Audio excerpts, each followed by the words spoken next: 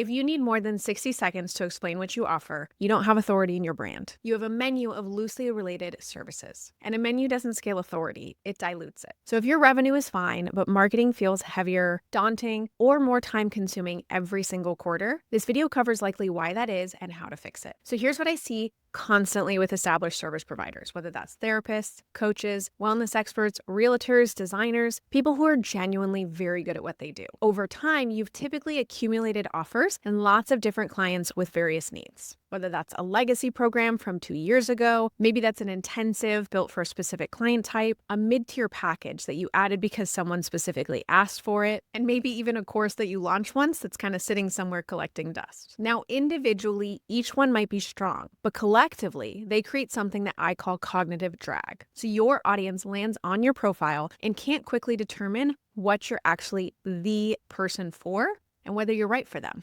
And the symptoms are predictable. Sales feel inconsistent, even though you're visible. Referrals don't translate cleanly. People say she does a lot of things. Or worse, when they try to introduce you, they ask, what is it that you really do? Which means that new leads, as they're streaming in, are asking, which one is right for me? Before you've even had a legitimate conversation. And that question, which one is right for me, is the red flag. It means that your structure is making them think instead of decide. Now, here's what most people do when this happens. They try to market harder, more content, better hooks, new platforms, maybe a rebrand. But the issue isn't your marketing. It's that your offer structure is creating friction that marketing can't overcome. Think about it like this. Alex Hormozi talks about making offers so good that people feel stupid saying no. But what happens when you have 7 offers and none of them are obviously the one for them? Nobody feels stupid saying no. They feel confused, so they don't say anything at all.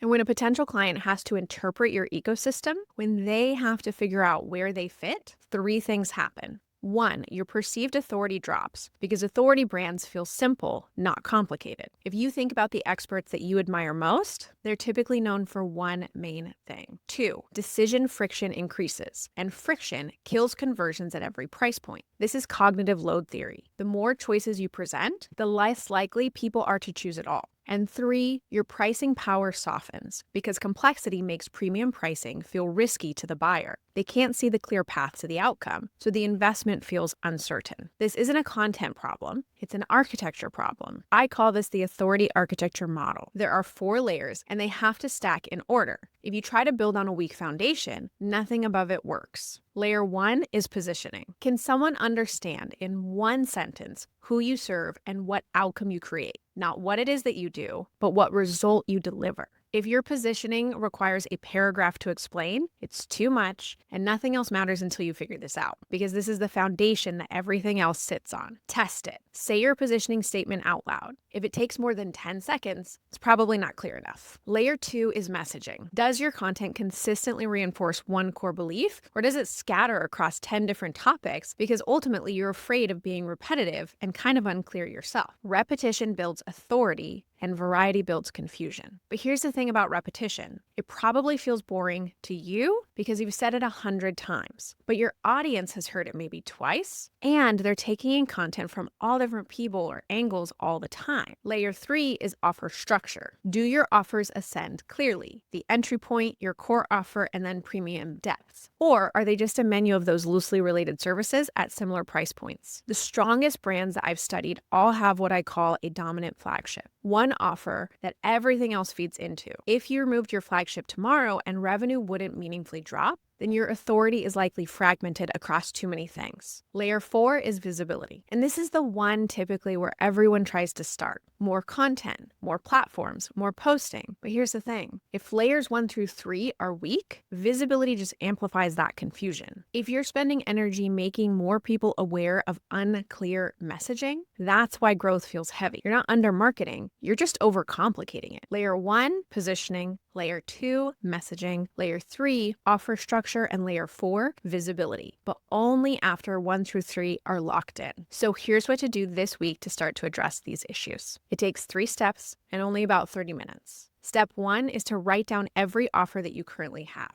Every free guide, package, price point, service. Get it all on paper.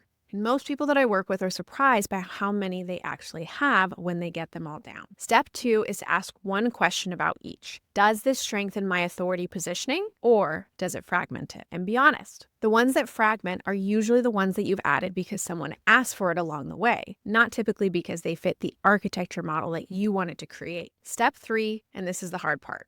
For anything that fragments, you need to decide, does it get integrated into your core offer or does it get retired? And it's okay to let things go. You're not trying to eliminate revenue streams. You're trying to create structural clarity so that every offer reinforces the same authority signal. And here's a quick diagnostic. If someone looked at your full offer ecosystem right now, would they see a clear ascension path? Or is it a bit of a maze? If they'd see a maze, that's not a failure. That's just what happens naturally when you're really good at what you do. And people keep asking for more. The fix isn't more marketing, though. It's cleaner architecture. Complexity caps revenue, and structure compounds authority. So if you've been feeling like growth requires more effort than it should, more content, more launches, more explanations, the structure underneath might be the constraint, not necessarily your marketing. I've built a free diagnostic that helps you identify exactly which of these 4 layers needs your attention first. It'll tell you whether you're an architect in control,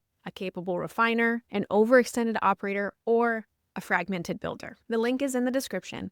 And it's called the Authority Architecture Diagnostic, completely free to take. I'm Michelle Pualani, and I work with established service providers to simplify their positioning so growth feels lighter. If this resonates, subscribe for more. And remember that complexity caps revenue, structure compounds authority. I'll see you in the next one.